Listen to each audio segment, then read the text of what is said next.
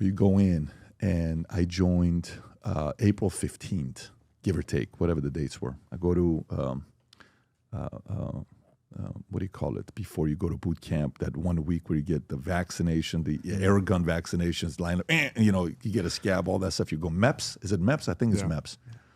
And then you get to the unit, and then you're in boot camp, and then Memorial Day, whatever is end of May, Memorial Day. Yes, so Memorial Day happens, and there's a ceremony.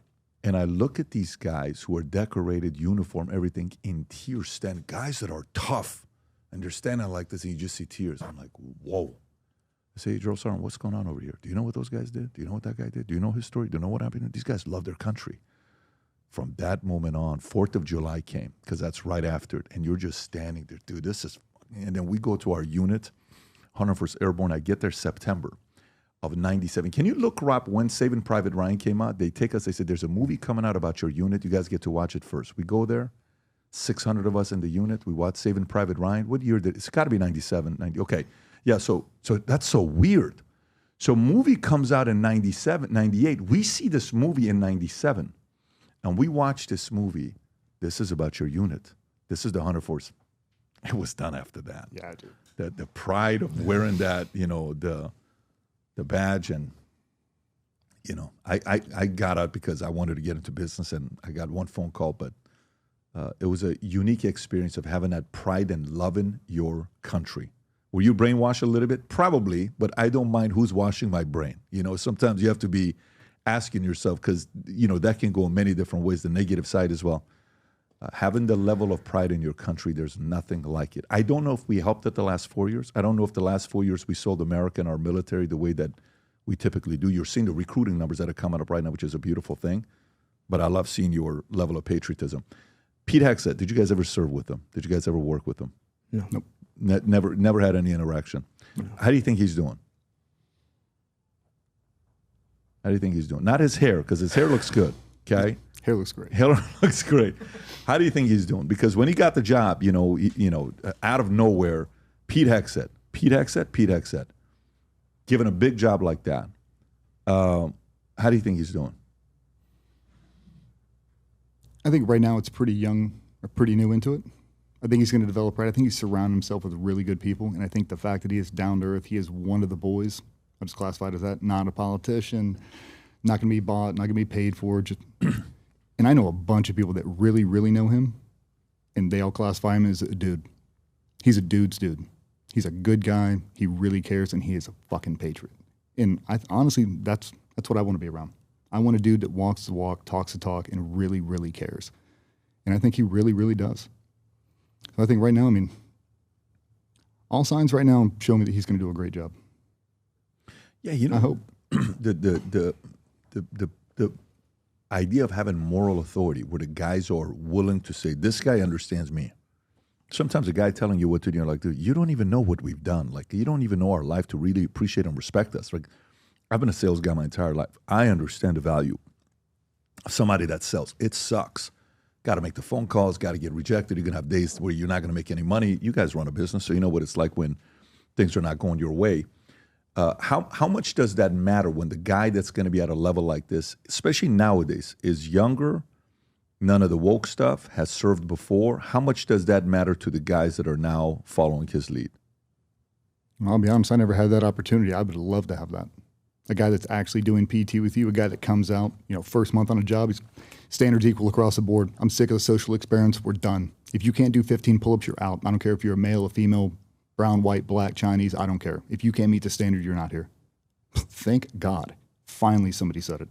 Outside of the Marine Corps, everybody basically lowered the standard. Everybody did. I'm so glad he brought it back. No more of that. It doesn't make us better. It doesn't. To do the DEI stuff that we were doing? No. Weakening the force does not help anybody. It doesn't. Lowering the standard. We pulled up one the other day. We had a world-class strength and conditioning coach, Vernon Griffith. He's with us 5 days a week, been with him for 7 years. He's the world's best. And we talked about it. Just if you look at in the 40s and 50s, high school gymnasium class, what they were doing. Rope climbs, every single person, the monkey bars, O-course, push-ups, pull-ups, sit-ups, running. They don't even do a mile run in school anymore. The physical standard has dropped so far, and there's no reason for it. because now we have the best athletes that have ever lived. It's not a matter of nutrition, science, data, exercise. I mean, we have all the data here to make superhumans, and for whatever reason, we just don't want to do it. I'm not about that life. Everybody, in my opinion, everybody should be walking around looking like Dolph Lundgren off Rocky IV. Like, your physical presence matters. When you see guys go through a threshold, they should be the most intimidating people on the planet. Yeah, it's funny you're saying this. Do you remember the clip of John F. Kennedy when he was talking about fat kids? You ever seen that one where you've never seen this? You got it. Rob, can you pull this up? This is John F. Kennedy talking about nothing more unfortunate than fat children. And this was a speech. When did he give this speech? Rob, I'm going to send it to you. There's two of them. I send you the first one and the second one. If you can pull up the second one that I just sent. Okay, is this? This is the first. Give me 1 second. I'll get this. Second. Is my man. You are so fast on that computer. God, I need Rob one of is you. a genius. Rob is very quick with this. But the other one, Rob, that if you pull up, this one's 23 seconds. Watch this here. Go for it.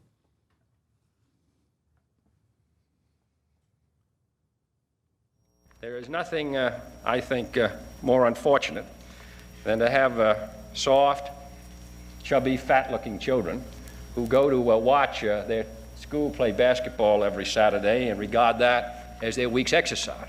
I hope that all of you will join, and everybody in the United States, to make sure that our children participate fully in a vigorous and adventurous life which is possible for them in this very rich country of ours. Can you imagine saying that 2 years ago? Fat children, chubby fat children, offensive. You know, is this continuing of that, Rob? Yeah, this is the longer clip. It's about 3 minutes. Let's just hear the first minute, Rob. Fast forward if you could a little bit when he starts talking. Go for it. To speak to the people of America about a subject which I believe to be most important, and that is the subject of physical fitness. And I speak not only as President of the Union, but also as a parent of 2 children who I hope will grow up with those qualities of vigor and energy which we identify with the best of America. This should be a matter of concern to us all. A country is as strong, really, as its citizens. And I think that mental and physical health, mental and physical vigor go hand in hand. Vigor. I hope that we will not find a day in the United States when all of us are spectators except for a few who are out on the field. I hope all Americans will be on the field. That is, they will concern themselves with the education of their children, with the physical development of their children, with the participation in the vigorous life, and then also as their children get older, inculcate into them a desire to maintain that vigor through their normal life. Our citizens are living longer, and we want them to participate fully in that longer life. But they can only do so if they give some of their time and some of their effort to maintaining that vitality. You can pause it. This is a... Gotta love this. How do we get to a point where now, you know, where we are with physical fitness? How does that happen? Entitlement, no accountability. Low in their standard. I mean, we've been saying this for a couple of years. There are too many kids that never got punched in the face on the playground that have now grown up and become adults, getting trophies for losing. Everybody gets a trophy, not working for anything, expecting everything. And now it's spilling over to the kids. The parents are offended. You can't say that to my kid. I'm not sure exactly how old you are. I know you're older than us, but it's like how we grew up. It was like, they weren't always, here, take this medicine. You're bouncing off the wall. Like, you were held accountable. Like, schools dealt with you. They weren't just like, oh, they're a problem. Like, they can't be here. And the schools have become softer. There's no question about it. I mean, you get kids that get suspended or not allowed to go to school annual trips because they were play fighting with the kids. Boys specifically. Yeah. Like, you want this boy to be a man, but you're making him soft. What are you doing? Sometimes this happens at, private schools. And the challenge with that is,